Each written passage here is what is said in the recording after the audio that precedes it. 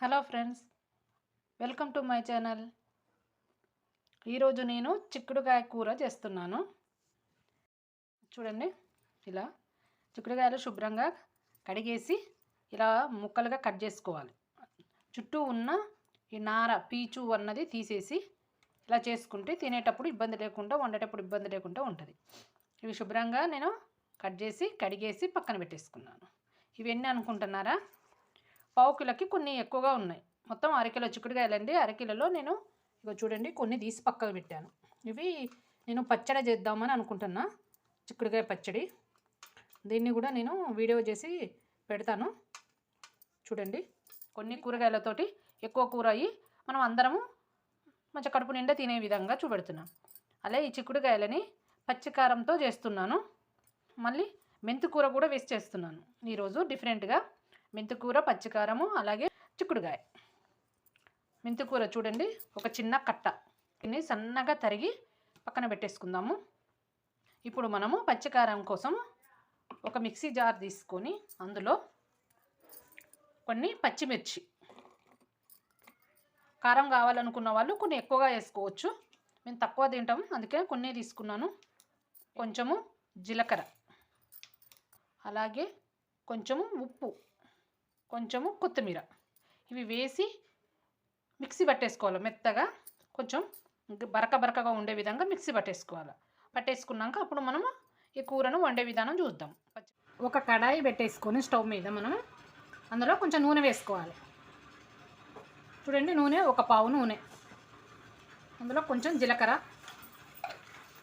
కొంచెం వేగాక ఇంతకుముందు మెంతికూర చూపెట్టాం కదా, ఈ మెంతికూరని సన్నగా కట్ చేసుకోవాలి. సన్నగా కట్ చేయడం వల్ల ఏమవుతుందంటే చిక్కుడుకాయలో కలిసిపోతుంది. పెద్దగా ఉంటే చిక్కుడుకాయలో కలవైపోదు. అందుకనే సన్నగా కట్ చేసుకోవాలి. దీన్ని ఫస్ట్ మనం నూనెలో వేయించుకోవాలి.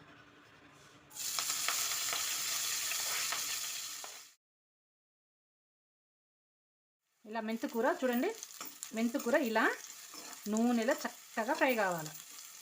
ఇలా ఫ్రై అయితే కూర చాలా టేస్టీ వస్తుంది. ఎంత మెంతికూర వేసాను చూడండి, ఎంత మెంతికూర వేస్తే ఒక స్పూన్ అంతా అయిపోయింది.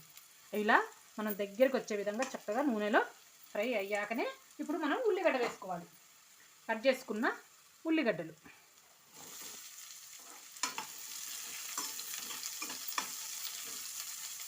ఈ ఉల్లిగడ్డలలో కొంచెము ఉప్పు వేసుకుందాం. మనం ఇంతకుముందు పచ్చిమిర్చిలో కొంచెం ఉప్పు వేసుకున్నాం కదా, ఇప్పుడు కొంచెం ఉప్పు సరిపోతుంది. కూర మొత్తంలో ఇది సరిపోతుంది.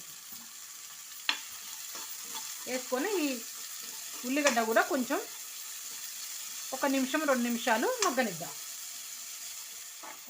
ఉల్లిగడ్డ కొంచెం మగ్గింది. ఇప్పుడు కొంచెం పసుపు వేసుకుందాం. కొంచెం అల్లం ఇలా పచ్చి వాసన వెళ్ళేదాకా కొద్దిగా 1 నిమిషం పాటు ఇలా నూనెలో ఉంచుద్దాం. అల్లం పచ్చి వాసన పోవాలి. ఏ కూరలో అయినా సరే వెంటనే వేయగానే ఎప్పుడు కానీ కూరగాయలు వేయకూడదు. 1 నిమిషమైనా ఆగాలి. నూనెలో అల్లం కంపల్సరీగా 1 నిమిషం పాటు వేగినట్టు కావాలి. అల్లాన్ని మనం చిక్కుడుకాయ వేసుకుందాం. చాలామంది చిక్కుడుకాయనే ఉడికిస్తారు కదా, ఏమున్నదండి, అన్ని పోషకాలన్నీ నీళ్ళల్లోనే వెళ్ళిపోతాయి.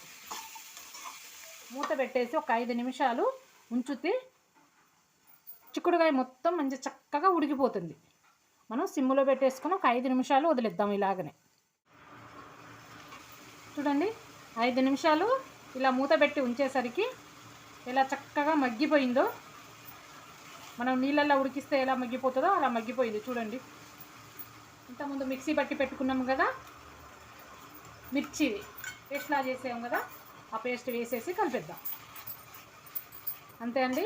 ఇది పచ్చి వాసన పోయేదాకా మనము మగ్గనిస్తే సరిపోతుంది. ఈ లోపల ఇంకో కొంచెము చిక్కుడుకాయ కొద్దిగా ఉడికేది ఉన్నది కదా, అది ఉడికిపోతుంది. ఈ మిర్చి కూడా పచ్చి వాసన పోయేదాకా ఇది ఉడికిపోతుంది.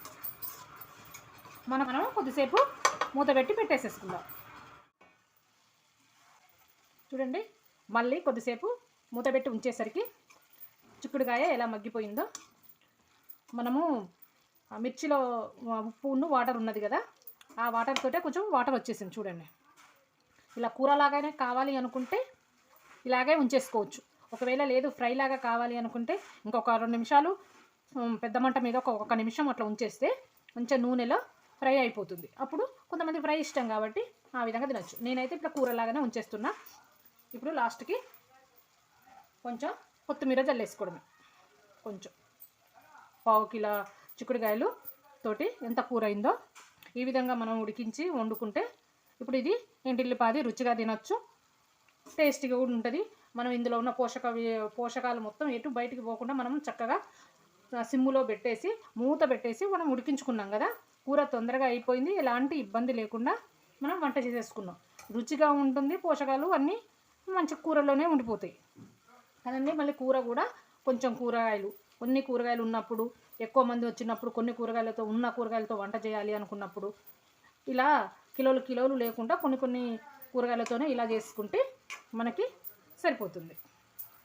చూసారు కదా ఎలా ఉందో. మెంతి కూర, చిక్కుడుగాయ, పచ్చికారం కూర రెడీ అయిపోయింది. స్టవ్ కట్టేద్దాము.